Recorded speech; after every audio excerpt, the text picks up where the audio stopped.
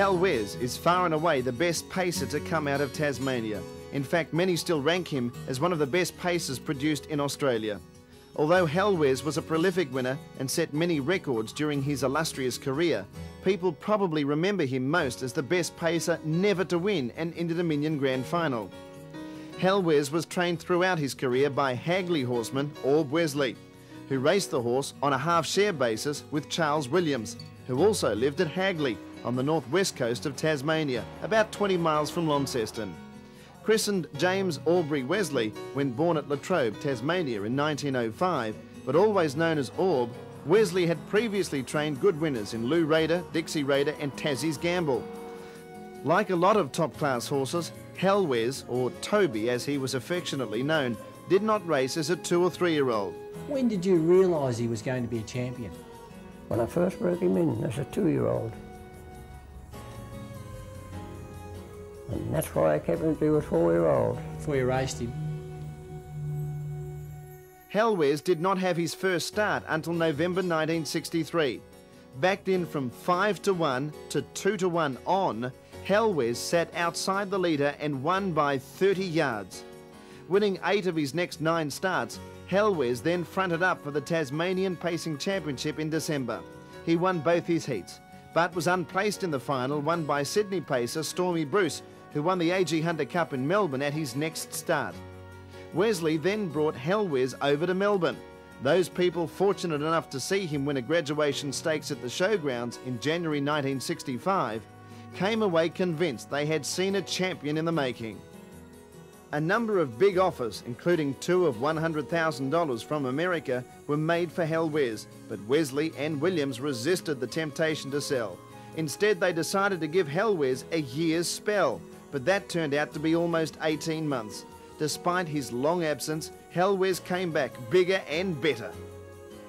The New Year Pacers Free-for-All at the showgrounds on the 7th of January 1967 was a highly controversial affair, with New Zealand Mayor Robin Dundee winning on protest from Halwes. Aub Wesley vowed never to race another horse in Victoria and stood by that promise. In the inquiry, and then I appealed, and in that too, I had a video of the race. And all I done was ask him to show me where he shifted in. And they couldn't. And you know what the Ed Stipe told me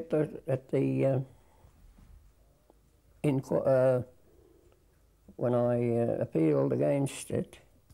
Oh, he said, we don't take notice of that. He said, we take notice of the steward at the advantage point. WA bound for the Inter-Dominion, Halwes's campaign was scrapped after the first round of heats, the rock-hard tracks playing havoc with his troubled feet. Halwes was made of stern stuff, however. A month later, he came from 72 yards to win at Elwick before heading to Sydney. His big win was the Harold Park Spring Cup. The pace quickles a little in front now, up the back straight, and John Craig is 3/4 of a length in front of Triax Twinkle. Jack Hazlitt ascending, the old champion, Voice Derby, with a tremendous burst on the outside. And here Voice Derby is shot clear of John Craig. Behind them, Triax Twinkle. They're followed then by My Peak, Macquarie on the outside of My Peak, Skyscript making a line of 3. In behind them, Paddy's Night, Halwes behind on the outside of that horse, then Dale's Gift. Behind them, firstly, Skatera and Medico Hopeless. Running to the winning post now with a bell lap coming up this time, and Voice Derby is leading, but the champion Victorian Macquarie is going up quickly on the outside to take up an outside position. Second, Halwes is 3 wide. Behind them, John Craig. In the centre, Triax Twinkle. They're followed then by Skyscript, Paddy's Night, My Peak, Dale's Gift. Way back behind them, Firstly and Skatera. Into the back straight, and Voice Derby is still moving strongly in front. 3/4 of a length back on the outside. Halwes in second place. Macquarie appears beaten under the whip in the centre. Behind them, then we've got Triax Twinkle, Paddy's Night under the whip.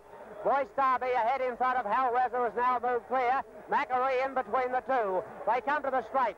Halwes lugging out a little. Voice Derby on the rail coming again. Halwes a half a length back in the centre. An exciting finish. Voice Derby goes to the lead again. Halwes on the outside. Macquarie a little behind them in the centre. The driver of Voice Derby goes to the whip. He's hanging on. Halwes coming on the outside. Head in head they go to the post. Halwes will do this. Halwes from Tasmania first. Voice Derby second. Triax Twinkle third. Expected to make it 5 straight from 24 yards in the Summer Cup, Halwes was not disgraced when second behind Rayar Marpool. He then strung together 5 successive wins, starting with a hat-trick during the Inter-Dominion Carnival at Alexandra Park, Auckland. Halwes left the Kiwis gasping in his opening heat.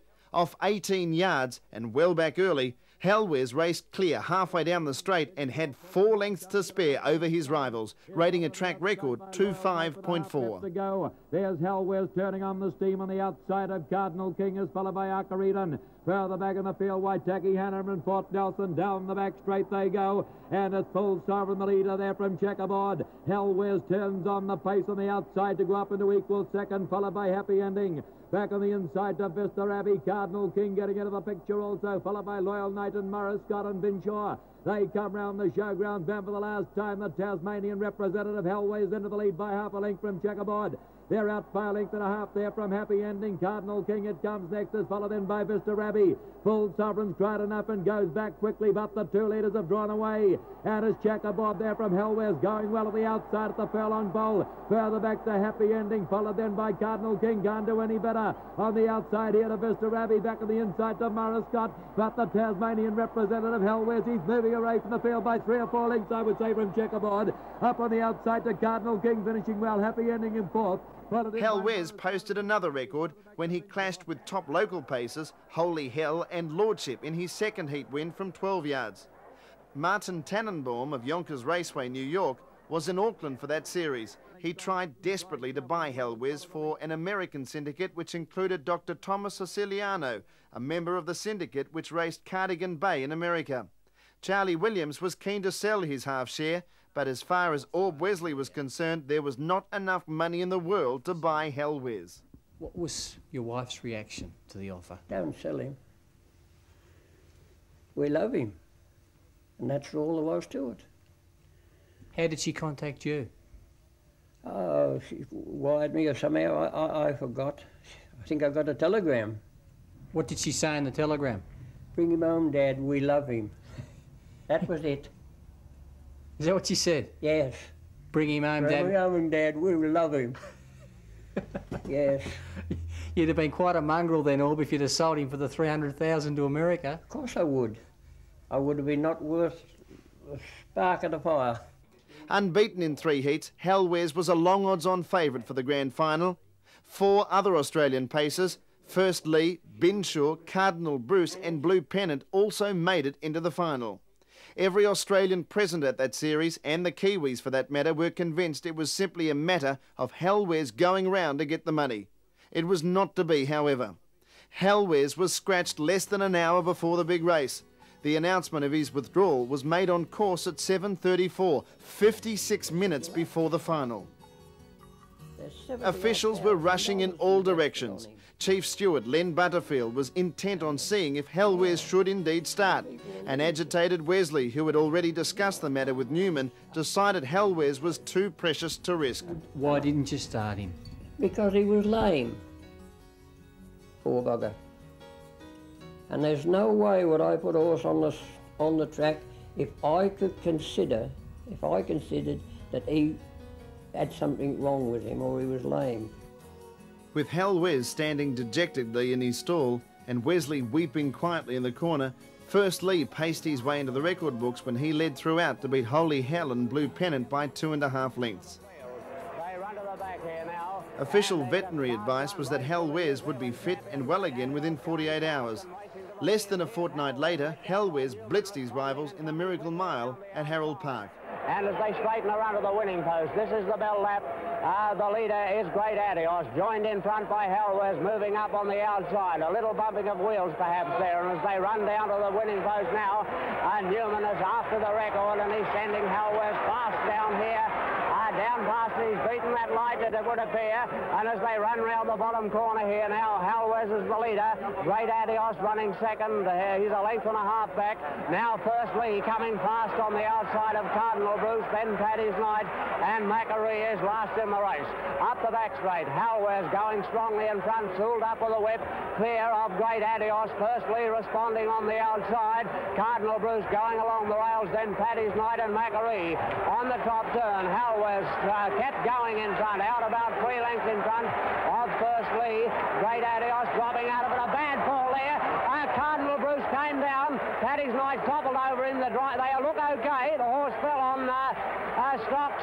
They straightened for the run home. Halwes well clear.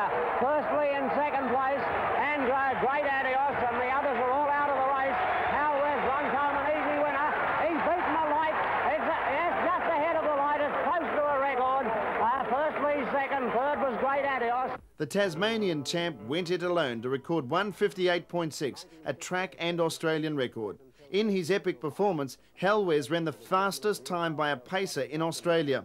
A world record for a race on a track measuring less than a half mile, and was only 0.2 of a second outside Lordship's Australasian record, set on a 5 furlong track considered at least 2 seconds faster than Harold Park. A week later, Halwes came off 36 yards and took a second off Caduceus's track record when he won the Champion Pacers Invitation by 15 yards. After a third from 36 yards in the Tornado Stakes, Halwes won his next 3 starts at Harold Park. Cardinal Bruce driven with a whip in front, a length and a half in front of Oligarch.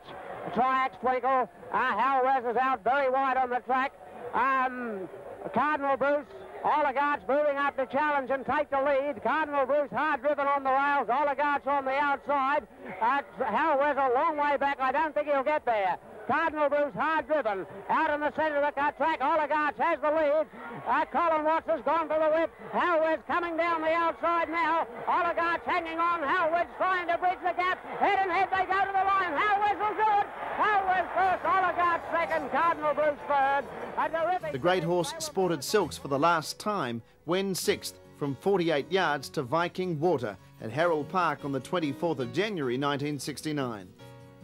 Halwes was retired to Orb Wesley's Fairview stud at Hagley in Tasmania, where he stood most of his stud career, apart from a 3-season stint in Western Australia.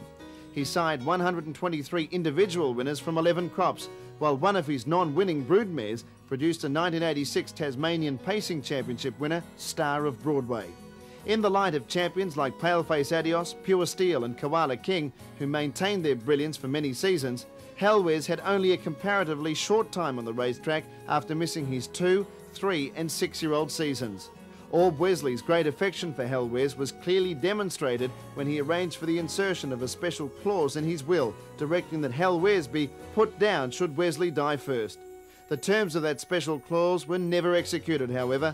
Halwes, one of Australia's best and most loved pacers, died of a heart attack on Tuesday the 15th of September 1987. He was aged 28. He meant the world. He meant that much that money wouldn't buy him, and I refused 300,000. Orb Wesley, one of the great characters of Australian harness racing, was close to celebrating his 91st birthday when he died in his sleep in April 1996 at a nursing home at Deloraine in Tasmania, not too far from his famed property Fairview at Hagley.